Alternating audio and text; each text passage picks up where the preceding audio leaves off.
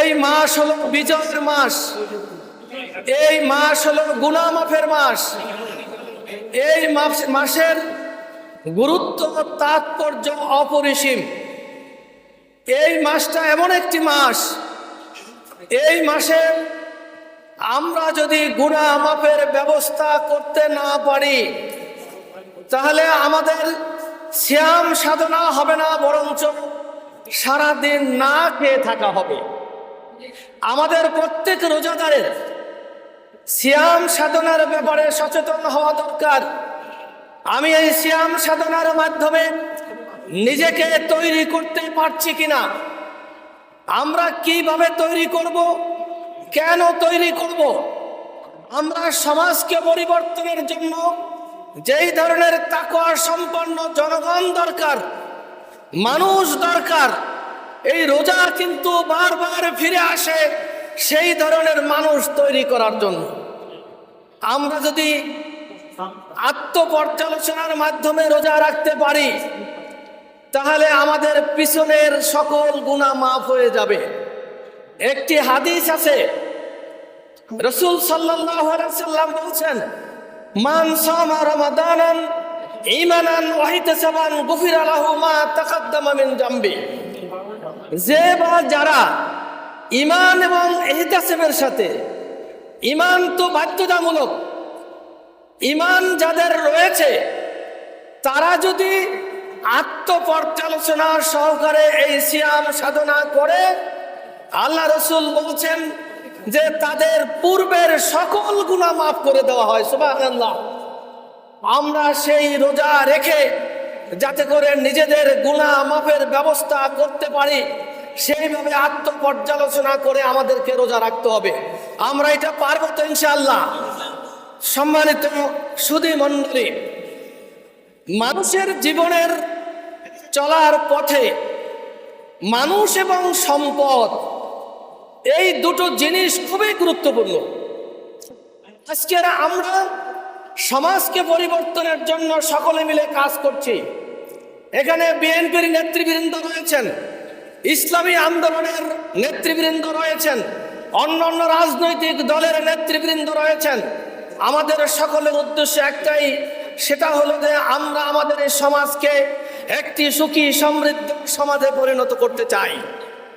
সমাজ থেকে যাতে করে সন্ত্রাস দূরীভূত হয়, জুলুম দূরীভূত হয়, এই সমাজে আর কেউ যাতে আয়না ঘর তৈরি করতে না পারে, সেইভাবে একটি শাসন ব্যবস্থা এই বাংলাদেশে কায়েম হবে, সেটাই আমাদের ঐক্যবদ্ধভাবে কাজ করা উচিত। কি বলেন আপনারা?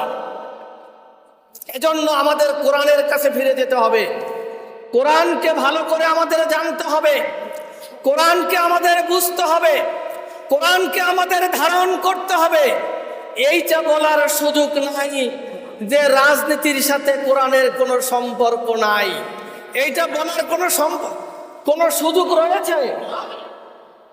সূরা আল মায়েদার, ভাই আপনারা যারা ইফতারি বন্টন করছেন একটু মেহেরবানি করে যদি নীরবে ইফতার বন্টন করেন, আমরা একটু কথাও বলতে পারবো এবং কথা শুনতেও পারবো।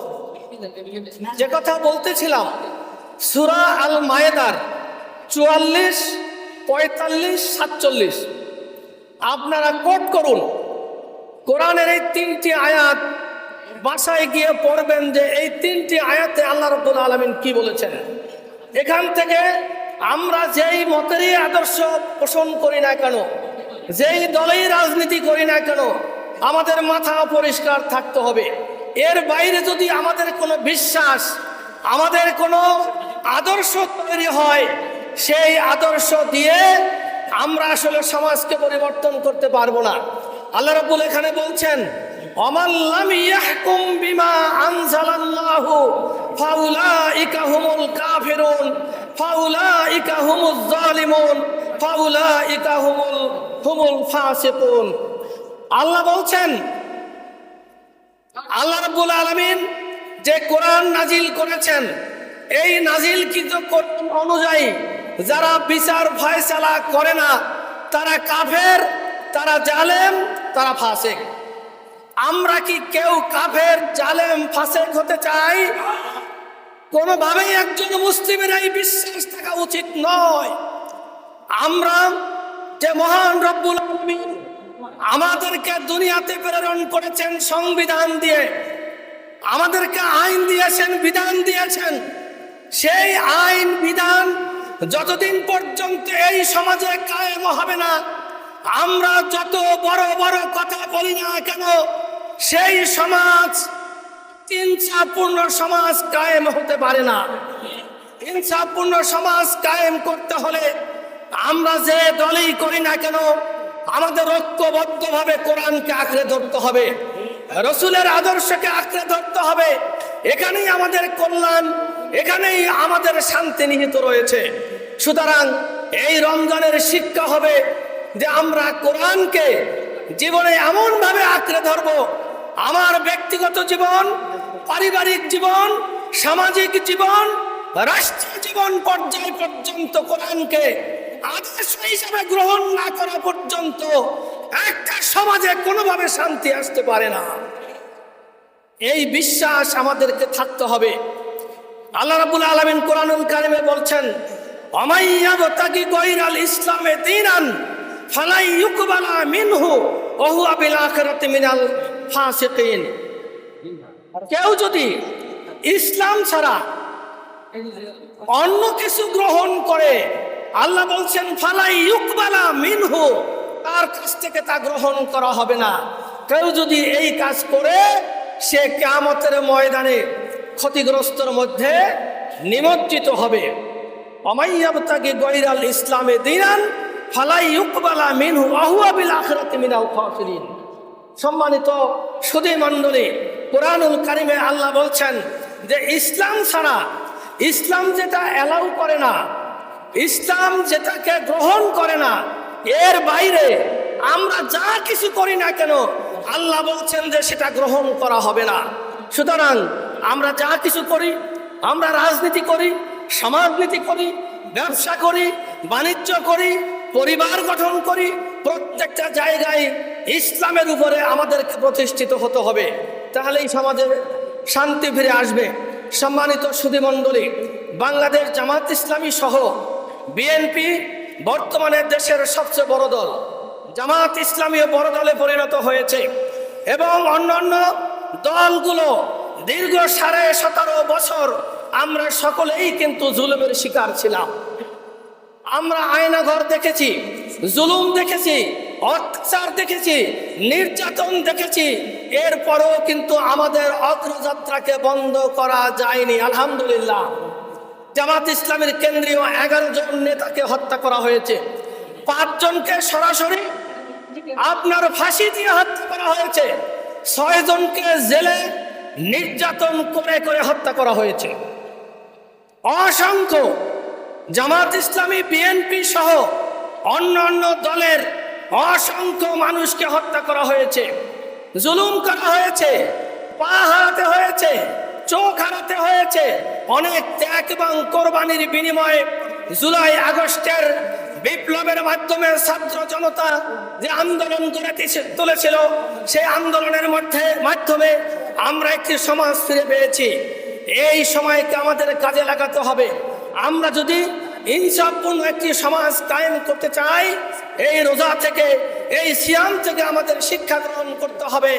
এই শিক্ষা গ্রহণ করে আমরা সমাজকে পরিবর্তন করে দিতে পারবো।